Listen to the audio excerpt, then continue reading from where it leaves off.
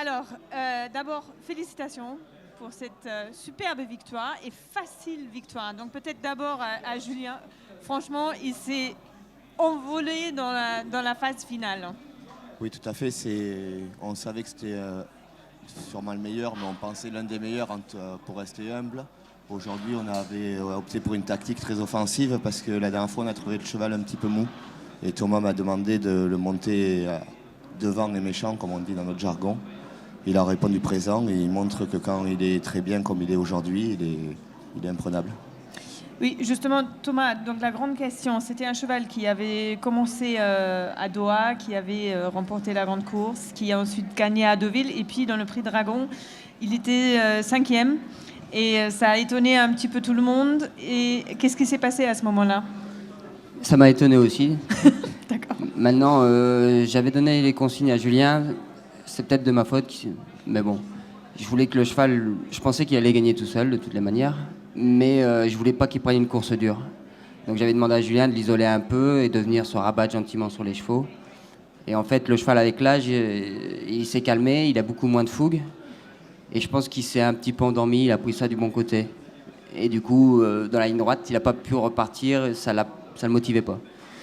Donc en fait, en arrivant aujourd'hui, est-ce que vous avez pensé qu'il allait réaliser encore une fois une performance semblable à celle qu'on connaissait, ou est-ce que vous avez eu quand même un petit doute, ou vous étiez confiant ou...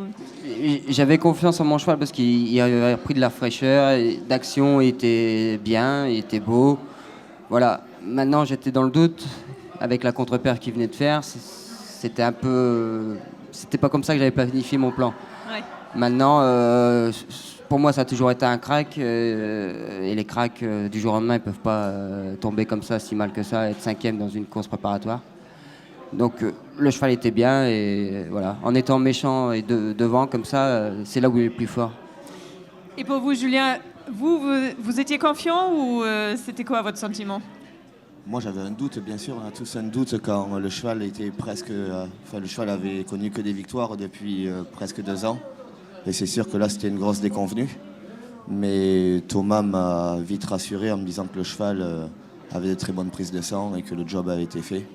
Et j'oublie pas et j'oublierai jamais qu'on a tout gagné en 2 ans. Et c'est pas le dû au hasard ni le dû aux bons chevaux. C'est parce que l'entraîneur est très compétent et exceptionnel. Et je lui donne toute ma confiance.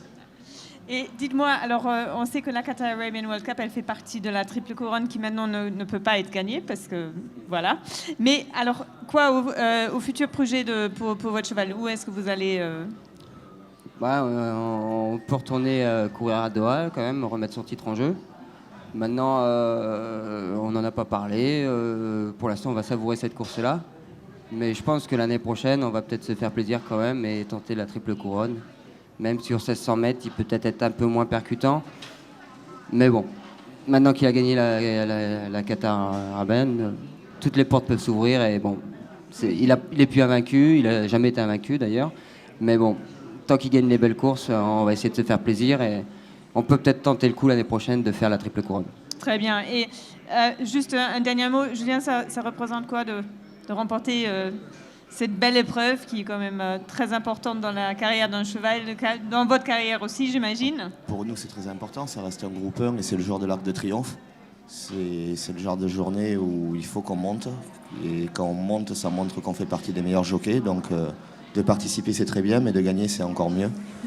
Et on arrive dans un créneau où ce sont des courses de pur sang arabe, mais Thomas en fait une spécialité. Pas que, mais il en fait quand même une spécialité. Et c'est très important, autant pour lui que pour le Qatar, qui donne beaucoup de moyens à ces courses-là, que pour tous les gens qui soutiennent cette race.